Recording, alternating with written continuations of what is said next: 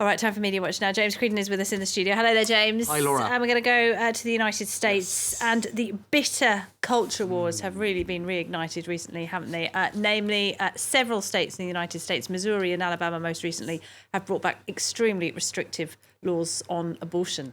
They have indeed, and so it has been buzzing for the last while now, but just today is certainly it's still going strong. And I'll just start with one of the, I suppose, debates within the debate, if you like.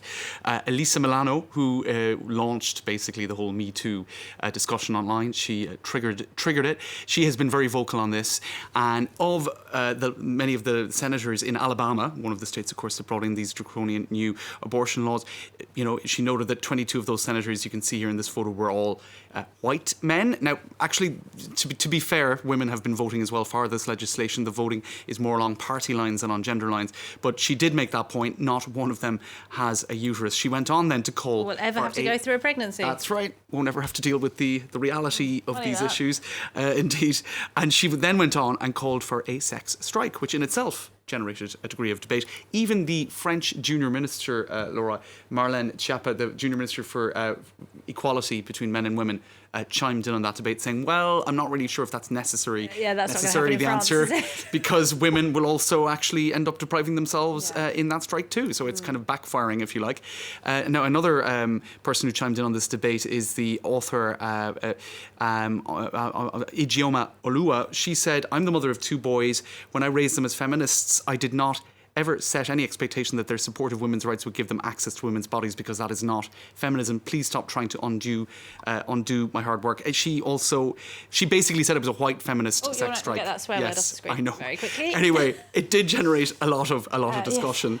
Another suggestion, apart from a sex strike, was, well, what about men having vasectomies until they're ready to be fathers? Also a possibility. Or just not reversing progressive legislation. I suppose that would be the kind of underlying... Well, that's the idea, isn't it? They're hoping that the Supreme Court will rule in their favour now that it has a more conservative balance and undo that 1973 ruling that made access to abortion a constitutional right. And there have been polls saying that ruling has a 73% support from Americans. They don't want to see that Roe versus Wade ruling overturned. So actually, this is just to kind of quickly finish up on this. Roe versus Wade is in danger. So is Trump, if it goes down. In other words, the reactivation of the so-called culture wars in the US, which is a nice way of activating your base ahead of elections and whatnot. This is something that could actually backfire on Donald Trump. So we're seeing that while abortion might become a key issue ahead of 2020, which party will it help? In any case, it looks like we're going to have to hear a lot more about a debate that should have been, dealt with, and in certain jurisdictions. We're going to have to hear a lot more about it in the run-up to the next presidential that one is going to run and run, unfortunately, isn't it? All right, let's talk about something else. Here in France, a right-wing magazine has come under fire for what it put on its front cover.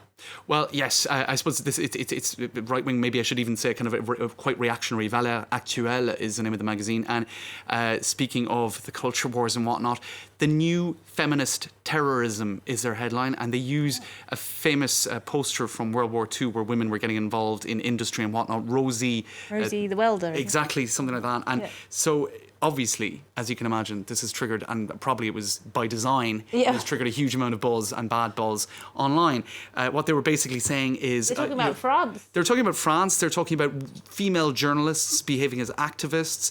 They're talking about the whole debate about parity, gender theory, etc., etc. And they've likened that to terrorism. And they actually named, they're likening it to terrorism, exactly, and they named a whole load of journalists working for various different media organisations. Oh, they actually named them? They're naming them as sort of activists, if you like. In any case, I'll spare you some Which is pretty dangerous given the level of abuse and threats women get online anyway. It is, absolutely. But, okay.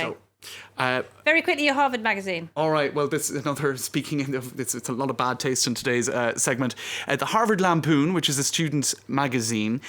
They've apologised, Laura, for publishing a photoshopped image of Anne Frank in a bikini. Now, as I said, they're meant to be kind of satirists. What they did is, I won't even show you the image because it's really disrespectful. They used ageing technology to show what she would look like if she had survived. She was 15 when she died. In a bikini. So it was massively bad. It was massive amounts of bad taste. Aren't people at Harvard supposed to be smart?